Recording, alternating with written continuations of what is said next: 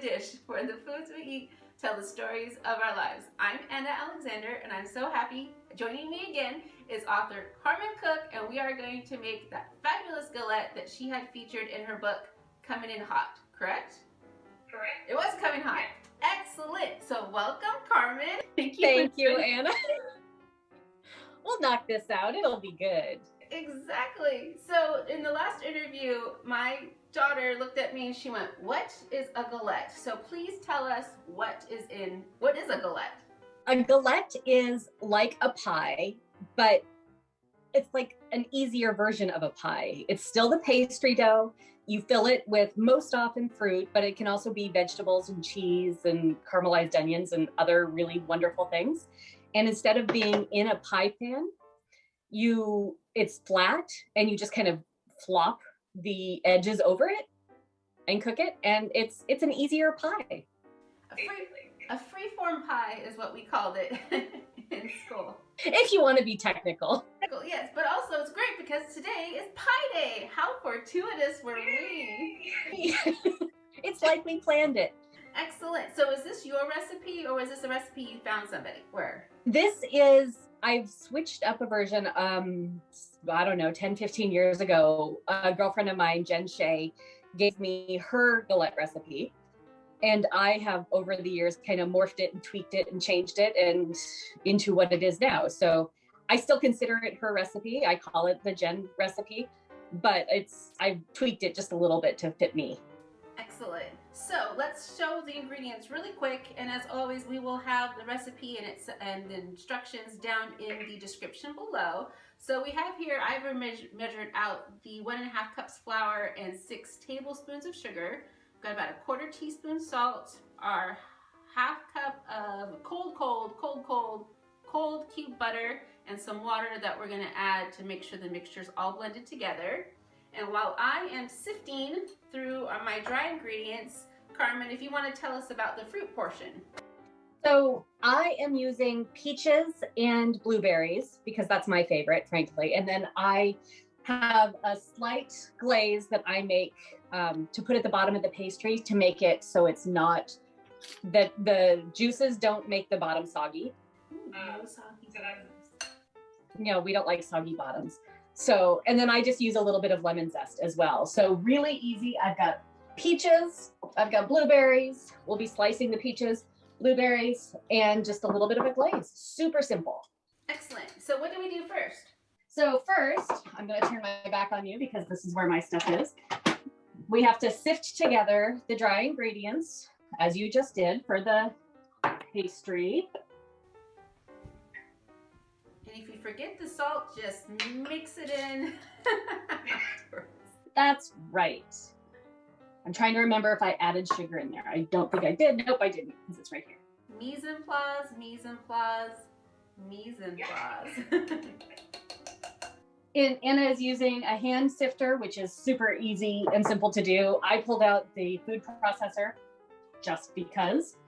So start with the dry ingredients, give it a couple pulses, mix it up really well. So I have a food processor also. I don't usually use it for my pastries, only because my food processor is stupid loud, but I'm going to today because of time. I'm going to give it a whirl. Again. So I cubed the butter a little bit beforehand and threw it in the freezer to make it super cold. Yes. So add some cubes of butter. I have found over the years that I don't just dump it all in and then use the processor. I do a little bit at a time because otherwise you get a big buttery clump. I just dumped it all in. If you don't have a food processor, I usually use my little pastry cutter. Yes. This works it out. It works it out and does take time.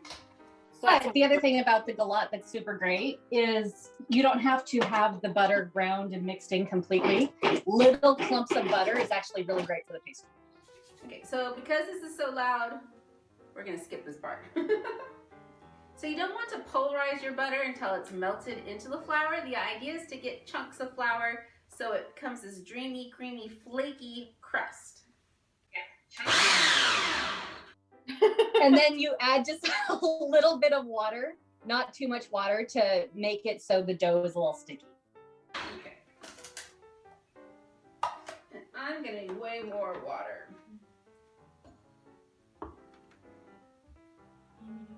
So Anna's using a cutting board. I just lightly floured my countertop. One of the better things about having a butcher block countertop is I use it for everything. The thing about any pastry crust that I learned from my grandmother is you want to handle it as little as possible. So make it, press it into a nice round dough, make sure it's not overly dry. You can add a little more water if you need to make it hold together. But you just want to handle it as little as possible. I know, I'm trying to get into a ball. I don't have enough water in it yet, but I like to add my water super slow. And also make sure it's actually worked in and not that it's dry because it's not worked in. Now, do you let your dough rest for 20-30 minutes or overnight? We're actually going to chill this dough a little bit while we're prepping the fruit filling. Cool. So when I chill the dough, I just wrap it in some saran wrap. So I've got a nice little ball here, little flattened ball. I will have a ball momentarily. No worries. You can make this pastry dough up to a day or two ahead of time if you want to keep it in the refrigerator. It keeps pretty well. So when was the first time? Oh, go ahead. No, I was just gonna say I wrap it up in some saran wrap and then I'll throw it in the fridge while we're prepping the fruit filling. Excellent. So when was the first time you made this recipe? I made this recipe, gosh, probably about 15 years ago. Like I said, I was visiting friends and she had made her version of it and I loved it. It was such a simple recipe that I decided I could do that. So asked her for the recipe, and it's one of those things that my kids love. They're not huge pie eaters, but for whatever reason, this one, I don't know if it's because I have used different fruits. I don't use like pie filling or anything. They tend to like this one better. Plus, it's a very fancy looking, easy version if I'm, taking it to my in-laws for Christmas dinner or something like that. I like how you mentioned the savory parts. Yes. My versions. The thing about the fruit for galots is because you want the fruit filling to cook at the same time that the crust, the pastry is cooking, you want to be very thin when you're slicing it. I did chunks. Like a pie, but I can cut them a little bit smaller. Oh, so you went for the aesthetic of a spiral. I did it. Well, I did not. So, I'll slice these a little bit smaller. Again, if you want to have a little more festive winter holiday galot, apples and sugared cranberries are a great option as well. I was gonna go for the apples and cranberries, but believe it or not, they don't have cranberries readily available at the store in March. They don't. Just like they don't have blueberries readily at the store around Seattle in December. Yeah, I know. I was surprised they did have blueberries back that weren't. It might be a little early for blueberries, but we did all right. Yeah, we did okay. I was surprised we had peaches. Truthfully, they had a little rack of peaches. I don't want these too small, only because I don't want them to disintegrate. You don't want them to cook Too fast. faster than the crust cooks as well. That's why I slice them this way, just because it takes them just a little bit longer. Gotcha. Oh, we should be preheating our oven to 400 degrees. Okay. Okay. Yes. So we have the peaches. Mhm. I'm like, where did I lose my place? Okay. Peaches, you add your blueberries, your sugar.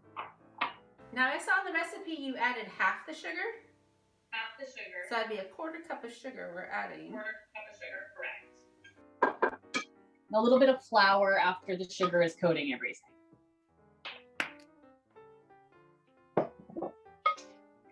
This is also one of those recipes that I don't follow the measurements whole super closely. It's very forgiving, which is probably why I like it, because I'm not very good at sticking to the recipes always. The flour is to create a sauce in your pie as a bit of a thickener. Yeah, a little bit of flour, a little bit of water. That'll make it all thicken up a bit. And I actually, depending on how juicy your peaches are, you may not have to add the water to make it thicker. We are rolling out dough. We are rolling out dough. And we're rolling this out to a This quarter isn't gonna be perfect. quarter inch Out of thick. 10. Fit in your pan. Yours looks so nice. Does it look pretty? It's a super easy dough too, which I love. People get intimidated by dough for whatever reason. Pastry dough. Yeah. I think it's because I have to go like to the edge of the cutting board, and Yeah. although I think this is a marble countertop, I could probably just use the countertop, but yeah. So when you have the dough rolled out the way you want it, transfer it to you're gonna want a cookie sheet with a lip on it. I speak from experience on this. Lined with parchment. We had that discussion this morning. So in case we have a dam breakage, we don't want juice all over our oven. Exactly. So it's at this stage when I've put it on the parchment paper, which I'm ahead of you, sorry. I put the glaze that I've made down to try to prevent this spongy bottom. So you put the glaze down first? I put the glaze down on the base of the pastry. So on your parchment paper, do you put glaze and then the crust? I put the pastry dough Oh. down, And you put the glaze. and then I put the glaze down on the pastry a little bit. Not too much. So what is in your glaze? My glaze is a cheater version. Okay. It is a little bit of jam thinned by water. Jam and water? Okay. What kind of jam? Any kind you want. Peach or apricot go really well with this. Today I used a berry because that happens to be what I had. Gotcha. And you don't need a lot, just a little bit to, again, in the center. It doesn't have to go all the way to the edge. And then let me do So my. here's what mine looks like. Your glaze? My glaze, Okay. just a little bit. And then it's, again, not fancy. You dump your filling on there. Not all the way to the edge, because remember, you're going to fold over the edges. Okay. I always have too much filling every time I make this. Okay. So I'm using raspberry glaze because that's what I have in the fridge. There you go.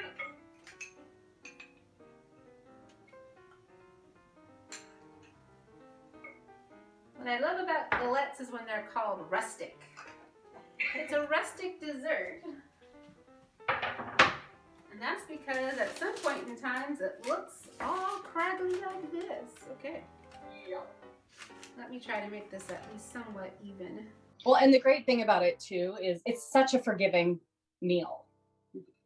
Whether you're doing a savory version or a fruit version or whatever, it is such a forgiving. You don't need to worry about it. You find a tear, just mush it until it gets better. Let's see if I can fit all my filling in. And the sugar. Don't forget the sugar. Well, let's see here. Okay.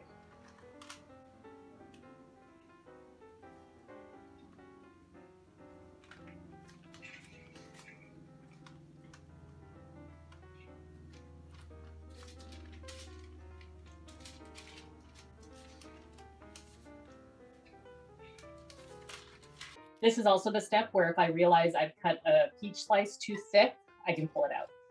I have a feeling I'm gonna have some major dam breakage as I bake. I'm gonna. Not a problem. Once Yeah. you have it folded over, this is something else I do is I use a little bit of an egg wash on the crust. Yeah. I was wondering about that. Yeah. Mine is not exactly round. Nah, but it doesn't have to be. So I just did a little egg wash on the bits of the pastry that you can see that I folded over, and then I'll sprinkle it with Not that much sugar that I just dumped, but a little bit of sugar over everything. Let me get an egg wash started. Sorry, I should have added those little notes to the recipe. I was just so thrilled I found the recipe. Actually, I had questioned that about whether you egg washed it or not. I don't always, or I didn't always, but it works better. It gives it a crispiness to it and a Yeah. shine. You get a nice shine. And it makes the sugar stick a little nicer. Yeah. If I'm using like an apricot glaze or something like that, I might put the glaze over the top of the fruit as well. Since I used a darker berry glaze, I won't this time. I'm just gonna sprinkle sugar over the top because I have lots of sugar left over. Yeah, I always have a ton. I don't use as much as they say. That's all right. I think the fruit is naturally sweet enough that you don't need as much. And then, depending on how thick your crust is, whoop, perfect, looks great. Pop it in the oven, a 400-degree oven, for 30 to 40 minutes, depending on how thick your crust is. Okay, so now comes the terrifying moment when we try to transfer our baked galette onto our serving platter. We shall see how this goes. Oh. I need 8 hands. Oh, I need 8 hands. Let's see here. Slide. Here's better time. Slide. I was going to attempt a cake rack, but that wasn't happening. That wasn't happening. That was going to be way too tall. How's yours go? Oh, there you go. She's going in for the dismount. Sliding all over the place. Here we go. Excellent. So let me see yours. Very nice. Very nice. Very nice. Yes. Very nice. Very pretty. Excellent. Ta-da! Ta-da! Shall we cut into them? Yes, let's do. Excellent. I would love to do this with the cranberries. It is so good. The only thing with the cranberries is it's so tart that I found soaking them in some sugar water first to sweeten them up a little bit is beneficial. Let me do a couple of slices here. Let's hope I got it down to the bottom.